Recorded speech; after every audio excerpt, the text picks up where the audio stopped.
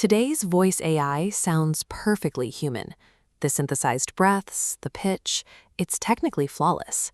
Yet when you use one, you get a deep sense of unease. That discomfort happens because we confuse audio fidelity with conversational competence. Sounding like a human is a problem of rendering audio. Interacting with a human is a problem of timing. This creates an uncanny valley of interaction. The voices are lifelike, but the systems driving them fail at the invisible micromechanics of how humans talk. Those mechanics operate in milliseconds. They involve managing latency, timing conversational turns, and repairing broken sentences. A hyper-realistic voice is ineffective if the underlying interaction architecture actively destroys user trust the second the conversation begins. This creates a strict divide in the industry. On one end, you have the fragile, heavily scripted AI demo.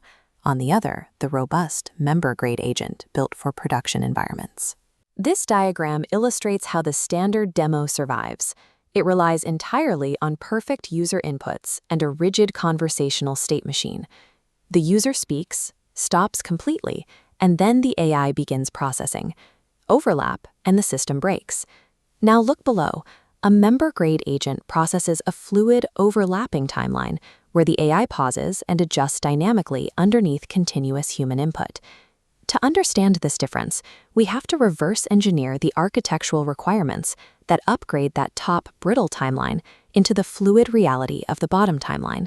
Taking a voice AI product from a viral novelty to a trusted enterprise tool requires abandoning the architecture that makes the demo work. The baseline requirement for any real conversation is measured in milliseconds. Over thousands of years, the human brain has been wired to interpret a conversational delay of even half a second, not as computational processing time, but as hesitation, uncertainty, or a complete lack of comprehension. Basic demos use endpointing. The timeline shows how it works. The system listens, waits for complete silence, the endpoint, and then initiates its response. But that's half-duplex communication. Natural conversation is full duplex. Two continuous data streams flow simultaneously without wait states. To handle those simultaneous streams, the system requires an upgrade to dynamic turn-taking. Even while generating audio, the architecture must maintain an open, active listening channel to catch minor user interjections. It analyzes every noise.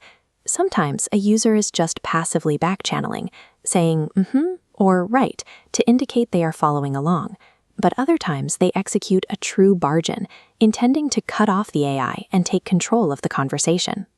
The architectural challenge lies in mathematically categorizing those two distinct audio inputs in real time, within a fraction of a second. The system must instantly decide to either keep talking over a back channel or halt its output entirely to yield the floor to a bargain. Without dynamic turn-taking built natively into the stack, the AI cannot hold a natural conversational cadence. The illusion of competence shatters the moment a user tries to speak naturally. Actual human speech is inherently messy. It is completely nonlinear, filled with fragmented thoughts, wild tangents, and frequent mid-sentence self-corrections. Rigid state machine demos crash in these scenarios because their math depends on receiving complete, perfectly structured prompts. Surviving that chaos requires a dedicated layer of architecture known as repair strategies, built specifically to process human self-correction. When a user interrupts to correct a mistake, the active AI generation thread is severed. The backend captures the correction, appending new data to the context window and recalculating the path forward. From this updated context, the system generates a revised response. Calculating the fix isn't enough. A critical UX principle dictates that the AI must explicitly verbalize its comprehension of the repair, saying something like, "Got it, let's adjust that," before proceeding. This explicit acknowledgement proves to the user that the system is actively listening and comprehending, rather than just waiting for its turn to speak.